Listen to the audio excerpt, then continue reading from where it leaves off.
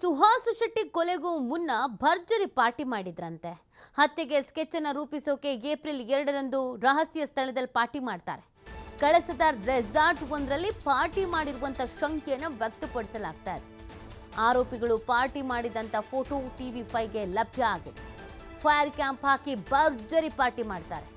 ಈ ಆರೋಪಿಗಳು ಈ ಪಾರ್ಟಿಯನ್ನ ಮಾಡಿರೋದು ಸ್ಕೆಚ್ ಫಿಕ್ಸ್ ಮಾಡ್ಕೊಳ್ಳೋದಕ್ಕೆ. ಫಾಜಿಲ್ ಸಹೋದರ ಆದಿಲ್ ಕೊಟ್ಟ ಹಣದಲ್ಲಿ ಮಜಾ ಮಾಡಿದ್ರ ಈ ಗ್ಯಾಂಗ್ನವರು. ಹಾಗಾದ್ರೆ ಆರಂಭದಲ್ಲಿ 3 ಲಕ್ಷ ಹಣವನ್ನು ಕೊಟ್ಟಿದ್ದ ಫಾಜಿಲ್ ಸಹೋದರ ಚಿಕ್ಕಮಗಳೂರು ಮೂಲದ ರಂಜಿತ್ ಜೊತೆ ಸೇರಿ ಪಾರ್ಟಿಯನ್ನ ಮಾಡಲಾಗಿತ್ತು. ಬಂಧಿತ 3 ಆರೋಪಿಗಳು ಪಾರ್ಟಿಯಲ್ಲಿರುವಂಥ ಫೋಟೋ ಇದೀಗ ಲಭ್ಯವಾಗ್ತಾ ಇರೋದು. ಮುಜ್ಮಿಲ್, ನಿಯಾಜ್ ಹಾಗೂ ರಂಜಿತ್ ಪಾರ್ಟಿಯಲ್ಲಿ ಭಾಗಿಯಾಗಿದ್ದಾರೆ. ಈ 3ರ ಜೊತೆ ಇನ್ನೂ 5 ಅಪರಿಚಿತರು ಪಾರ್ಟಿಯಲ್ಲಿ ಭಾಗಿಯಾಗಿದ್ದಾರೆ. ಈ ಹಣ ಬಂತಲ್ಲ, ಈ ಹಣ ಬಂದ ನಂತರ ಪಾರ್ಟಿ ಮಾಡಿರೋದು. ಕಳಸಾದ ರೆಸಾರ್ಟ್ಸ್ ಒಂದರಲ್ಲಿ ಪಾರ್ಟಿ ಮಾಡಿದ್ದಾರೆ ಅನ್ನೋದ್ರ ಬಗ್ಗೆ ಮಾಹಿತಿ, ಅದರ ಫೋಟೋಗಳನ್ನು ಕೂಡ ನೀವು ಗಮನಿಸ್ತಾ ಇದ್ದೀರಾ. TV5ಗೆ ಫೋಟೋ ಲಭ್ಯವಾಗಿದೆ. ಇದೆ ಕಳಸಾದ ರೆಸಾರ್ಟ್ ಒಂದಲ್ಲಿ ಭಾಗಿಯಾಗಿ ಪಾರ್ಟಿ ಮಾಡಿದ್ದು. ರಂಜಿತ್ ಅನ್ನುವತನ ಜೊತೆಗೆ ಸೇರಿ ಪಾರ್ಟಿಯನ್ನು ಮಾಡಲಾಗಿದೆ. ಇದು ಕೊಲೆಗಿಂತ ಮುಂಚಿತವಾಗಿ ಒಂದು ಸಮಯ ಫಿಕ್ಸ್ ಮಾಡ್ಕೊಂಡಿದ್ದೀವಿ ಅಂತಾನೋ ಅಥವಾ ಕೊಲೆ ಮಾಡ್ತೀವಿ ಅಂತಾನೋ ಯಾವುದೋ ಒಂದು ಉದ್ದೇಶದಿಂದ ಈ ಪಾರ್ಟಿ ಮಾಡಿದ್ದಾರೆ. ಪಾರ್ಟಿಯಲ್ಲಿ ಕೇವಲ ಕೊಲೆಯಲ್ಲಿ ಭಾಗಿಯಾದವ್ರು ಮಾತ್ರ ಅಲ್ಲ, ಬೇರೆ ಬೇರೆಯವರು ಕೂಡ ಇನ್ವಾಲ್ವ್ ಆಗಿದ್ದಾರೆ. ಅಂದರೆ ಈ ಪಾರ್ಟಿಯಲ್ಲಿ ಇರೋದು. ಸೊ ಅವರಿಗೆಲ್ಲ ವಿಚಾರ ಗೊತ್ತಿತ್ತಾ ಗೊತ್ತಿಲ್ವೋ ಇದ್ಯಾವುದು ಕೂಡ ಗೊತ್ತಿಲ್ಲ. ಈಗ ತನಿಖೆ ನಡೆಯುತ್ತೆ, ಪೊಲೀಸರು ತನಿಖೆನ ಮಾಡ್ತಾರೆ. ಅಂದರೆ 3 ತಿಂಗಳಿಂದ ಸ್ಕೆಚ್ ಆಗಿತ್ತು ಅಂತಂದರೆ ಈ 3 ತಿಂಗಳಿಂದ ಇವ್ರಿಗೆ ಎಲ್ಲೆಲ್ಲಿ ಹೋಗಿದ್ದಾರೆ, ಏನೇನು ಮಾಡಿದ್ದಾರೆ, ಯಾರ್ಯಾರ ಜೊತೆ ಭಾಗಿಯಾಗಿದ್ದಾರೆ ಎಲ್ಲವನ್ನು ಕೂಡ ತನಿಖೆಯಲ್ಲಿ ಈಗ ಪೊಲೀಸರು ಮಾಹಿತಿ ಪಡ್ಕೊತಾರೆ. ಈ ಬಗ್ಗೆ ಮತ್ತಷ್ಟು ಮಾಹಿತಿಯನ್ನು ನೀಡ್ತಾರೆ ನಮ್ಮ ಪ್ರತಿನಿಧಿ ಆದಿತ್ಯ. ಮಂಗಳೂರಿನಿಂದ ಲೈವ್ನಲ್ಲಿ ಜಾಯಿನ್ ಆಗ್ತಾ ಇದ್ದಾರೆ. ಆದಿತ್ಯ, ಸುಹಾಸ್ ಶೆಟ್ಟಿ ಹತ್ಯೆ ಕೇಸ್ಗೆ ಸಂಬಂಧಪಟ್ಟಂತೆಗೆ ಕ್ಷಣಕ್ಕೂ ಒಂದೊಂದು ಟ್ವಿಸ್ಟ್ ಸಿಗ್ತಾ ಇದೆ, ಅಪ್ಡೇಟ್ಗಳು ಸಿಗ್ತಾ ಇದೆ. ಸದ್ಯದ ಮಾಹಿತಿಯ ಪ್ರಕಾರ ಫಂಡಿಂಗ್ ವಿಚಾರವನ್ನು ನಾವು ಗಮನಿಸೋದಾದರೆ ವಿದೇಶದಿಂದಲೂ ಕೂಡ ಫಂಡಿಂಗ್ ಆಗಿದೆ ಅನ್ನೋದೊಂದು ಅನುಮಾನ. ಆಮೇಲೆ ಕೇವಲ ಈ 5 ಲಕ್ಷಕ್ಕೇ ಈ ಮರ್ಡರನ್ನು ಮಾಡಲಾಯ್ತಾ ಅಥವಾ ಇದಕ್ಕಿಂತ ಹೆಚ್ಚಿನದಾಗಿ ಬೇರೆ ಇನ್ನೇನಾದರೂ ಪ್ಲಾನ್ ಇತ್ತಾ ಅಂತ ಇಲ್ಲಿವರೆಗೂ ಏನೇನು ಮಾಹಿತಿ ಸಿಕ್ಕಿದೆ ಅಂತ ಆದಿತ್ಯ?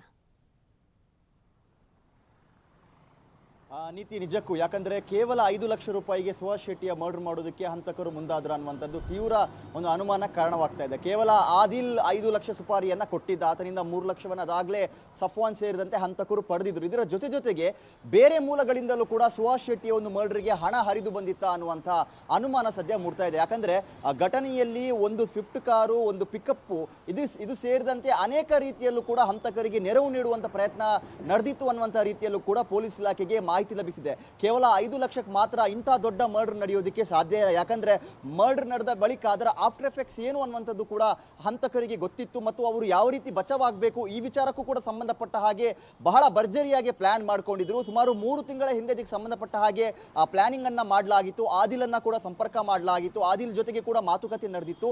ಇದರ ಜೊತೆಗೆ ಕೆಲವೊಂದಿಷ್ಟು ಪ್ರಭಾವಿಗಳನ್ನು ಕೂಡ ಈ ಕಿಂಗ್ ಪಿನ್ ಸಫ್ವಾನ್ ಏನಿದ್ದಾನೆ ಈತ ಸಂಪರ್ಕ ಮಾಡಿದ್ದ ಅನ್ನುವಂಥ ಮಾಹಿತಿ ಇದೆ. ಈ ತರ ಫಾಜಿಲ್ ಹತ್ಯೆ ಆರೋಪಿ ಆಗಿರುವಂತ ಹಿಂದೂ ಕಾರ್ಯಕರ್ತ, ಹಿಂದೂ ಮುಖಂಡ ಸುಹಾಸ್ ಶೆಟ್ಟಿಯನ್ನು ನಾವು ಮರ್ಡರ್ ಮಾಡಲಿಕ್ಕಿದ್ದೇವೆ ಅನ್ನುವಂಥ ರೀತಿಯಲ್ಲಿ ಒಂದಿಷ್ಟು ಮಾಹಿತಿಗಳನ್ನು ಹಂಚಿಕೊಂಡಿದ್ದ ಮತ್ತು ಮರ್ಡರ್ಗೆ ಬೇಕಾದಂಥ ವ್ಯವಸ್ಥೆಯನ್ನ ಮಾಡುವ ರೀತಿಯಲ್ಲೂ ಕೂಡ ಅನೇಕರ ಬಳಿ ಆತ ನೆರವನ್ನು ಕೂಡ ಪಡೆದಿದೆ. ಯಾಕಂದ್ರೆ ಸುಹಾಸ್ ಶೆಟ್ಟಿಯ ಜೊತೆಗೆ ಸುಮಾರು 5 ಜನ ಸಹಚರರು ಇದ್ದಾರೆ ಅನ್ನುವಂಥ ಮಾಹಿತಿ ಇದ್ರೂ ಕೂಡ ಈ ತಂಡ ಹೋಗಿ ಅವರ ಮೇಲೆ ರಾಜಾರೋಷವಾಗಿ ಅಟ್ಯಾಕ್ ಮಾಡುತ್ತೆ, ಒಂದು ಸೆನ್ಸಿಟಿವ್ ಏರಿಯಾದಲ್ಲಿ ಅಟ್ಯಾಕ್ ಮಾಡುತ್ತೆ. ಅವತ್ತಿನ ದಿನದ ಪ್ರಕಾರ ಅವತ್ತಿನ ಮಟ್ಟಿಗೆ ಅವರಿಗೆ ಸುಹಾಸ್ ಶೆಟ್ಟಿಯನ್ನ ಮರ್ಡರ್ ಮಾಡಲೇಬೇಕಾಗಿತ್ತು ಅನ್ನುವಂಥ ಜಿದ್ದಿತ್ತು ಮತ್ತು ಯಾವುದೇ ಕಾರಣಕ್ಕೂ ಕೂಡ ಸುಹಾಸ್ ಶೆಟ್ಟಿ ತಪ್ಪಿಸಿಕೊಳ್ಬಾರ್ದು ಅನ್ನುವಂಥ ರೀತಿಯ ಪ್ಲಾನಿಂಗ್ ಅನ್ನ ಕೂಡ ಮಾಡಿದ್ರು. ಅದಕ್ಕಾಗಿ ಕೇವಲ ಈ 8 ಜನರ ತಂಡ ಮಾತ್ರ ಅಲ್ಲದೆ ಇದರಲ್ಲಿ ಬೇರೆ ತಂಡ ಕೂಡ ಭಾಗಿಯಾಗಿರುವಂತಹ ಒಂದು ಸಾಧ್ಯತೆಗಳು ಕೂಡ ಇದೆ. ಅಂದ್ರೆ ಪ್ಲಾನ್ ಎ ಮಿಸ್ ಆದರೆ ಪ್ಲಾನ್ ಬಿ ಮತ್ತು ಪ್ಲಾನ್ ಸಿ ಅನ್ನ ಕೂಡ ಈ ತಂಡ ಮಾಡಿಕೊಂಡಿತ್ತು ಅನ್ನುವಂತಹ ಮಾಹಿತಿ ಲಭ್ಯವಾಗಿದೆ. ಇದಕ್ಕೆ ಪೂರಕವಾಗಿ ಕೇವಲ 10 ಜನ ಮಾತ್ರ ಅಲ್ಲ, 20 ಜನಕ್ಕೂ ಅಧಿಕ ಜನರು ಈ ಒಂದು ಪ್ರಕರಣದಲ್ಲಿ ಭಾಗಿಯಾಗಿದ್ದಾರೆ. ಅದರ ಜೊತೆಗೆ ಸುಮಾರು 50 ಜನ ಇದರಲ್ಲಿ ಶಾಮೀಲಾಗಿದ್ದಾರೆ. ಸ್ಥಳೀಯರ ಕುಮ್ಮಕ್ಕು ಇದೆ, ಸ್ಥಳೀಯರ ಸಪೋರ್ಟ್ ಅನ್ನುವಂಥದ್ದು ಇದೆ. ಹಾಗಾಗಿ ಇಂಥ ದೊಡ್ಡ ಪ್ಲಾನ್ ಮಾಡುವಾಗ, ಇಷ್ಟು ಜನರನ್ನ ಸೇರಿಸುವಾಗ, ವಿವಿಧ ತಂಡಗಳನ್ನು ರಚನೆ ಮಾಡುವಾಗ 5 ಲಕ್ಷ ಸಾಕಾಗೋದಿಲ್ಲ.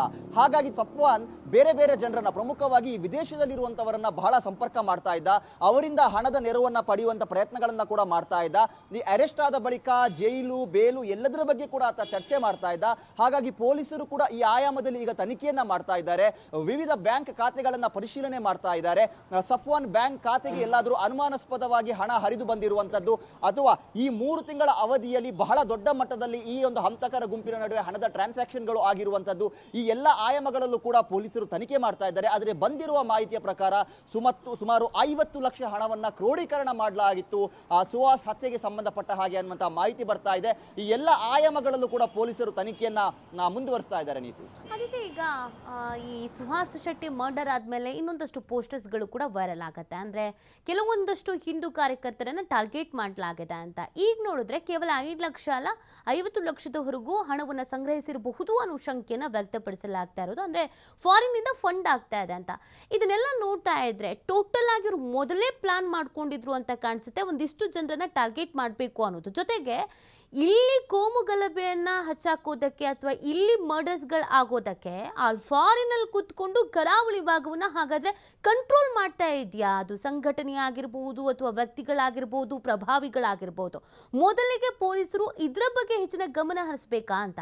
ಇದರ ಜೊತೆಗೆ ಇನ್ನೂ ಒಂದು ಪ್ರಶ್ನೆ, 3 ತಿಂಗಳಿಂದ ಇವರು ಸ್ಕೆಚ್ ಹಾಕಿದ್ದಾರೆ, 3 ತಿಂಗಳಿಂದ ಇವರು ಪಾರ್ಟಿ ಮಾಡಿದ್ದಾರೆ, ರೆಸಾರ್ಟಿಗೆ ಹೋಗಿದ್ದಾರೆ, ಹಣ ಕ್ರೆಡಿಟ್ ಆಗಿದೆ ಅಂತ ಅಂದ್ರೆ 3 ತಿಂಗಳಿಂದ ಒಂದು ಚಿಕ್ಕ ಸುಳಿವು ಅನ್ನುವಂಥದ್ದು ಕೂಡ ನಮ್ಮ ಪೊಲೀಸ್ ಇಲಾಖೆಗೆ ಹಾಗಾದ್ರೆ ಗೊತ್ತೇ ಆಗ್ಲೇ ಇಲ್ವಾ?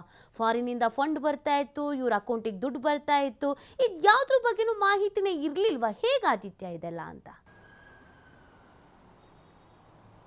ನಿಜಕ್ಕೂ ಕೂಡ ನೀತಿ, ಈ ಒಂದು ಹತ್ಯೆ ಸೇರಿದಂತೆ ಫಾರಿನ್ ಫಂಡಿಂಗ್, ಅದರ ಜೊತೆಗೆ ಕೆಲವೊಂದಿಷ್ಟು ಫೇಕ್ ಅಕೌಂಟ್ಗಳು, ಈ ಇನ್ಸ್ಟಾಗ್ರಾಮ್ ಫೇಕ್ ಅಕೌಂಟ್ಗಳು ಏನಿದೆ, ಇದು 3 ತಿಂಗಳ ಹಿಂದೆನೇ ನಾವು ಇವನ್ನ ಎತ್ತಿಬಿಡ್ತೀವಿ ಅನ್ನುವಂಥ ರೀತಿಯ ಪೋಸ್ಟ್ಗಳನ್ನು ಹಾಕ್ತಾ ಇದ್ರು. ಅಂದರೆ ಇವರಿಗೆ ಖಚಿತವಾಗಿ ಒಂದು ಮಾಹಿತಿ ಇತ್ತು ಸುಹಾಸ್ ಶೆಟ್ಟಿಯ ಮರ್ಡರ್ ಆಗುತ್ತೆ ಅಂತ. ಯಾಕಂದರೆ ಸಾಕಷ್ಟು ಹಿಂದೂ ಕಾರ್ಯಕರ್ತರಿದ್ದಾರೆ, ಅಥವಾ ಈ ಹಿಂದೆ ಹತ್ಯೆಯನ್ನು ಮಾಡಿದಂಥ ಹಿಂದೂ ಕಾರ್ಯಕರ್ತರು ಕೂಡ ಇದ್ದಾರೆ. ಅದರ ನಡುವೆ ಕೇವಲ ಸುಹಾಸನ್ನು ಟಾರ್ಗೆಟ್ ಮಾಡಿ ಒಂದಿಷ್ಟು ಫೇಕ್ ಪೇಜ್ಗಳು ಇವನನ್ನು ನಾವು ಹತ್ಯೆ ಮಾಡ್ತೀವಿ ಅನ್ನುವಂಥ ರೀತಿಯ ಸಂದೇಶವನ್ನು ಅನೇಕ ತಿಂಗಳುಗಳ ಹಿಂದೆಯೇ ರವಾನಿಸಿತ್ತು.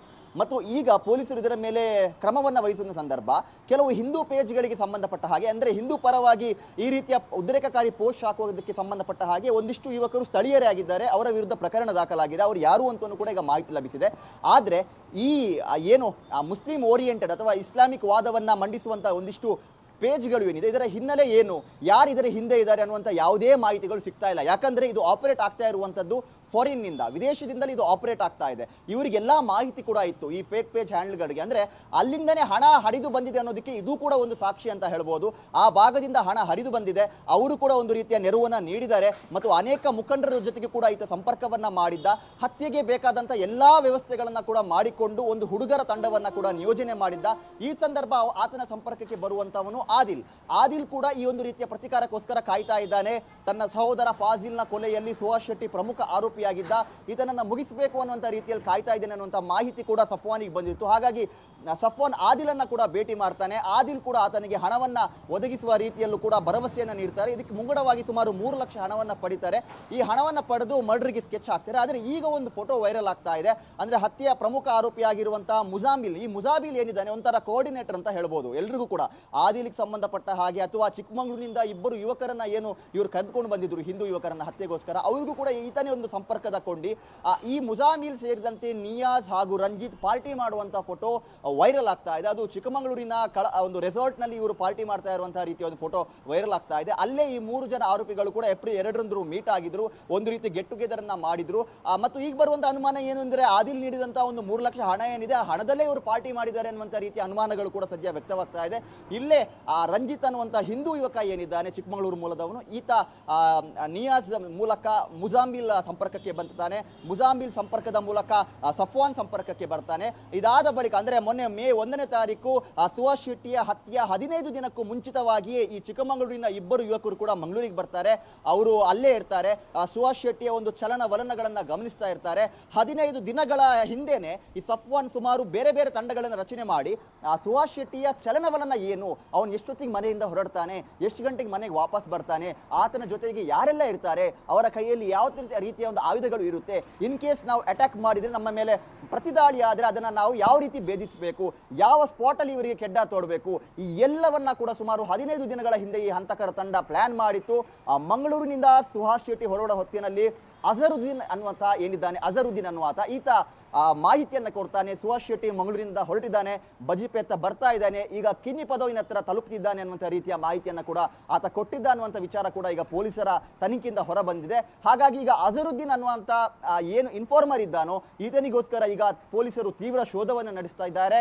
50ಕ್ಕೂ ಅಧಿಕ ಜನರನ್ನ ವಿಚಾರಣೆಗೆ ಒಳಪಡಿಸಿದ್ದಾರೆ. ಕೇವಲ 10 ಜನ ಮಾತ್ರ ಅಲ್ಲ, 20 ಜನ ಈ ಒಂದು ಕೊಲೆಯಲ್ಲಿ ಭಾಗಿಯಾಗಿದ್ದಾರೆ ಅನ್ನುವಂಥ ಶಂಕೆ ಕೂಡ ವ್ಯಕ್ತವಾಗ್ತಾ ಇದೆ. Plan A, plan B, plan C ಎಂದು ಬೇರೆ ಬೇರೆ ರೀತಿಗಳಲ್ಲೂ ಕೂಡ ತಂಡಗಳನ್ನು ರಚನೆ ಮಾಡಿತ್ತು. ಕೇವಲ ಕಿನ್ನಿ ಪದವು ಮಾತ್ರ ಅಲ್ಲ, ಆ ಆಸುಪಾಸಿನಲ್ಲೂ ಕೂಡ ಅಕಸ್ಮಾತ್ ಸುಹಾಸ್ ಶೆಟ್ಟಿ ತಪ್ಪಿಸಿಕೊಂಡ್ರೆ ಆತನನ್ನ ಮತ್ತೆ ಹತ್ಯೆ ಮಾಡೋದಕ್ಕೆ ಈ ತಂಡ ತಯಾರಾಗಿತ್ತು ಅನ್ನುವಂಥ ಮಾಹಿತಿ ಕೂಡ ಸದ್ಯ ಬರ್ತಾ ಇದೆ. ನೀತಿ ಆದಿತ್ಯ, ಇನ್ನೊಂದು ಪ್ರಶ್ನೆಯಲ್ಲಿ ಕಾಡುವಂಥದ್ದು ಅಂದರೆ ಹಂತಕರಿಗೆ ಬೇಕಾದಂಥ ವ್ಯವಸ್ಥೆಯನ್ನು ಸ್ಥಳೀಯರು ಮಾಡಿಕೊಟ್ಟಿದ್ದಾರೆ ಅಂತ ನೀವು ಹೇಳ್ತಾ ಇದ್ರಿ. ಇನ್ಫಾರ್ಮರ್ ಬಗ್ಗೆ ಮಾಹಿತಿಯನ್ನು ನೀಡ್ತಾ ಇದ್ರೆ ಆ ಬಗ್ಗೆ ಕೂಡ ತನಿಖೆ ಆಗ್ತಾ ಇದೆ ಅಂತ. ಸುಹಾಸ್ ಶೆಟ್ಟಿಯ ಹತ್ಯೆಯ ನಂತರ ಅವತ್ತಿನ ರಾತ್ರಿ ಆ ಮರುದಿನ ಸಾಕಷ್ಟು ಚಿಕ್ಕ ಚಿಕ್ಕ ಗಲಭೆಗಳು ಮತ್ತು ಅಟ್ಯಾಕ್ಸ್ಗಳಾಗಿದ್ದನ್ನು ಕೂಡ ನಾವು ನೋಡಿದ್ವಿ. ಸೊ ಇದು ಕೂಡ ಪೂರ್ವ ನಿಯೋಜಿತನ ಅನ್ನುವಂಥ ಒಂದು ಪ್ರಶ್ನೆ ಹುಟ್ಕೊಳ್ತಾ ಆಗಿದೆ. ಸೊ ವಿದೇಶದಲ್ಲಿ ಇದು ಕಂಪ್ಲೀಟ್ ಆಗಿ ಇಲ್ಲಿ ಹ್ಯಾಂಡಲ್ ಮಾಡುವಂಥ ಕೆಲಸವನ್ನ ಮಾಡಲಾಗ್ತಾ ಇದೆಯಾ ಅನ್ನೋದೊಂದು ಪ್ರಶ್ನೆ ಕೂಡ ಹುಟ್ಕೊಳ್ತಾ ಇದೆ. ಸೊ ಪೊಲೀಸ್ ಇಲಾಖೆ ಇಲ್ಲಿವರೆಗೂ ತನಿಖೆಯನ್ನು ನಡೆಸಿರುವಂಥ ಪ್ರಕಾರ ಸ್ಥಳೀಯ ಯಾವುದಾದ್ರೂ ಮುಖಂಡರುಗಳು ಅಥವಾ ಸಂಘಟನೆಗಳು ಇದರಲ್ಲಿ ಭಾಗಿಯಾಗಿರುವ ಅಥವಾ ಶಾಮೀಲಾಗಿರುವಂಥ ಶಂಕೆ ಏನಾದರೂ ವ್ಯಕ್ತವಾಗ್ತಿದೆಯಾ ಒಂದು. ಇನ್ನು ಕೆಲವರನ್ನ ನಾವು ಟಾರ್ಗೆಟ್ ಮಾಡ್ತೀವಿ, ನೆಕ್ಸ್ಟ್ ಇವರು ಅಂತ ಕೆಲವರು ಫೋಟೋಗಳನ್ನು ಡೈರೆಕ್ಟ್ ಆಗಿ ಹಾಕಲಾಗಿದೆ. ಸೊ ಅಂಥವರ ಭದ್ರತೆಯ ವಿಚಾರ, ಸೆಕ್ಯೂರಿಟಿ ವಿಚಾರ ಯಾವ ರೀತಿಯಾಗಿ ಪೊಲೀಸ್ ಇಲಾಖೆ ಈಗ ಎಚ್ಚರಿಕೆಯಿಂದ ಇದೆ ಅಂತ. ಯಾಕಂದ್ರೆ ಸುಹಾಸ್ ಶೆಟ್ಟಿ ವಿಚಾರದಲ್ಲೇ ಮರ್ಡರ್ ಮಾಡ್ತೀವಿ ಅಂತ ಹೇಳಿದ್ರು ಪೊಲೀಸ್ ಇಲಾಖೆ ಸುಮ್ಮನಿದ್ದಿದೆ, ಇದಕ್ಕೆಲ್ಲ ಕಾರಣ ಅಂತ ಏನು ಆರೋಪಿಸಲಾಗ್ತಾ ಇದೆ. ಈಗ ಇನ್ನೂ ಕೆಲವರ ಮರ್ಡರ್ ಮಾಡ್ತೀವಿ ಅಂತ ಹೇಳ್ತಾ ಇರುವಂಥ ಹಿನ್ನೆಲೆಯಲ್ಲಿ ಅವರ ಭದ್ರತೆಯ ವ್ಯವಸ್ಥೆಗೆ ಸಂಬಂಧಪಟ್ಟಂತೆಯೇ ಪೊಲೀಸ್ ಇಲಾಖೆ ಯಾವ ಥರದ ಎಚ್ಚರಿಕೆ ಹೆಜ್ಜೆಯನ್ನು ಇಡ್ತಾ ಇದೆ ಅಂತ ಆದಿತ್ಯ? ನೀತಿ, ಈಗ ಪೊಲೀಸ್ ಇಲಾಖೆ ಏನು ಈ ಸೋಷಿಯಲ್ ಮೀಡಿಯಾಗಳ ಮೇಲೆ ಹೆಚ್ಚಿನ ನಿಗಾವನ್ನು ವಹಿಸಿದೆ ಮತ್ತು ನಿನ್ನೆ ನಾವು ಭರತ್ ಕುಂಡೇಲ್, ಶರಣ್ ಪಂಪೇಲ್ ಮತ್ತು SDPI ಮುಖಂಡ ರಿಯಾಜ್ ಕಡಂಬುಗೆ ಸೋಷಿಯಲ್ ಮೀಡಿಯಾದಲ್ಲಿ ಕಮೆಂಟ್ ಮತ್ತು ಪೋಸ್ಟ್ಗಳ ಮೂಲಕ ಕೊಲೆ ಬೆದರಿಕೆಯನ್ನು ಹಾಕಿರುವಂಥದ್ದು. ನೆಕ್ಸ್ಟ್ ಟಾರ್ಗೆಟ್ ನೀವೇ ರೆಡಿಯಾಗಿ ಅನ್ನುವಂಥ ರೀತಿಯ ಪೋಸ್ಟ್ಗಳನ್ನು ಒಂದಿಷ್ಟು ಕಿಡಿಗೇಡಿಗಳು ಹಾಕಿದ್ರು. ಇದಕ್ಕೆ ಸಂಬಂಧಪಟ್ಟ ಹಾಗೆ ಈಗಾಗಲೇ ಪೊಲೀಸ್ ಇಲಾಖೆ ಪ್ರಕರಣವನ್ನು ದಾಖಲಿಸಿದೆ. ಪ್ರಮುಖವಾಗಿ ರಿಯಾಜ್ ಕಡಂಬುಗೆ ಸಂಬಂಧಪಟ್ಟ ಹಾಗೆ KR ರಾಕೇಶ್ ಅನ್ನುವಂಥ ಒಂದು ಅಕೌಂಟ್, ಅದು ಆತನ ನೈಜ ಹೆಸರು ಅಥವಾ ಫೇಕ್ ಅಕೌಂಟ್ ಗೊತ್ತಿಲ್ಲ, ಆ ಅಕೌಂಟ್ ಮೇಲೆ ಸದ್ಯ ಪೊಲೀಸರು ಕೇಸನ್ನು ಹಾಕಿದ್ದಾರೆ. ಮತ್ತು ಭರತ್ ಕುಂಡೇಲ್ ಸೇರಿದಂತೆ ಶರಣ್ ಪಂಪಲ್ಗೂ ಕೂಡ ಬೆದರಿಕೆಯನ್ನು ಹಾಕಿರುವಂತಹ ಒಂದಿಷ್ಟು ಇನ್ಸ್ಟಾಗ್ರಾಮ್ ಪೇಜ್ಗಳು ಏನಿದೆ, ಆ 4-5 ಪೇಜ್ಗಳಿದೆ, ಆ ಪೇಜ್ಗಳ ಮೇಲೂ ಕೂಡ ಪೊಲೀಸರು ಪ್ರಕರಣವನ್ನು ದಾಖಲಿಸಿದ್ದಾರೆ. ಮತ್ತು ಏನು ಈ ಸುಹಾಸ್ ಶೆಟ್ಟಿಯ ಹಲ್ಲೆ ನಡೆದ ಬಳಿಕ ಏನು ದಾಳಿಗಳು ನಡೀತು ಅಂದ್ರೆ ಅದು ಒನ್ ಸೈಡೆಡ್ ಆಗಿದ್ದು, ಅಂದ್ರೆ ಮುಸ್ಲಿಮರ ಮೇಲೆ ದಾಳಿ ಆಗಿತ್ತು. ಸೊ ಇದು ಪೂರ್ವ ನಿಯೋಜಿತ ಅಂತ ಹೇಳೋದಕ್ಕೆ ಸಾಧ್ಯ ಇಲ್ಲ. ಆ ಸಂದರ್ಭದ ಒಂದು ಆಕ್ರೋಶದಿಂದಲೂ ಕೂಡ ಅದು ಹೊರಹೊಮ್ಮಿರುವಂತಹ ಸಾಧ್ಯತೆ ಇದೆ. ಆ ಪ್ರಚೋದನೆಗೆ ಒಳಗಾಗಿ ಅವತ್ತಿನ ದಿವಸ ಬಹಳ ಉದ್ವಿಗ್ನವಾಗಿತ್ತು ಮಂಗಳೂರು. ಹಾಗಾಗಿ ಈಗ ಈ ದಾಳಿಯನ್ನ ಮಾಡಿರುವಂತವ್ರು ಯಾರಿದ್ದಾರೋ ಅವರನ್ನು ಕೂಡ ಪೊಲೀಸರು ವಶಕ್ಕೆ ಪಡೆದಿದ್ದಾರೆ. ಸಾಕಷ್ಟು ಜನರ ಬಂಧನ ಆಗಿದೆ. ಅದು ಬೇರೆ ಬೇರೆ ಭಾಗದಲ್ಲಿ ಸುಮಾರು 5 ಕಡೆಗಳಲ್ಲಿ ಈ ದಾಳಿಗಳು ಆಗಿತ್ತು. ತಲ್ವಾರು ಸೇರಿದಂತೆ ಚೂರಿಯಿಂದ ಮೂಲಕ ದಾಳಿಯನ್ನ ಮಾಡಿದ್ರು. ಅವರೆಲ್ಲರನ್ನು ಕೂಡ ವಶಕ್ಕೆ ಪಡೆದಿದ್ದಾರೆ. ಸೊ ಇದರ ಹಿಂದೆ ಬೇರೆ ಅಂದ್ರೆ ಉದ್ದೇಶ ಆಯ್ತಾ, ಇದು ಪೂರ್ವ ನಿಯೋಜಿತ ಅನ್ನುವಂಥ ರೀತಿಯಲ್ಲೂ ಕೂಡ ತನಿಖೆಗಳು ನಡೀತಾ ಇದೆ. ಮತ್ತು ಕೇವಲ ಸುರೇಶ್ ಶೆಟ್ಟಿ ಮಾತ್ರ ಟಾರ್ಗೆಟ್, ಈ ಹಂತಕರು ಇನ್ಯಾರಿಗಾದರೂ ಇನ್ನೂ ಸ್ಕೆಚ್ ಹಾಕಿದಾರಾ, ಬೇರೆ ಬೇರೆ ತಂಡಗಳನ್ನು ರಚನೆ ಮಾಡ್ತಾ ಇದ್ದಾರೆ ಅನ್ನುವಂಥದ್ರ ಕುರಿತು ಕೂಡ ಪೊಲೀಸ್ ಇಲಾಖೆ ನಿಗಾ ವಹಿಸ್ತಾ ಇದೆ. ಆದರೆ ಪೊಲೀಸ್ ಇಲಾಖೆ ಬಹಳ ಎಚ್ಚೆತ್ತುಕೊಳ್ಬೇಕಾಗಿದೆ. ಯಾಕಂದ್ರೆ ಒಮ್ಮೆ ಪೊಲೀಸ್ ಇಲಾಖೆ ಈ ತರ ಎಚ್ಚರಿಕೆ ಇದ್ರೂ ಕೂಡ ಎಡವಿಯಾಗಿದೆ.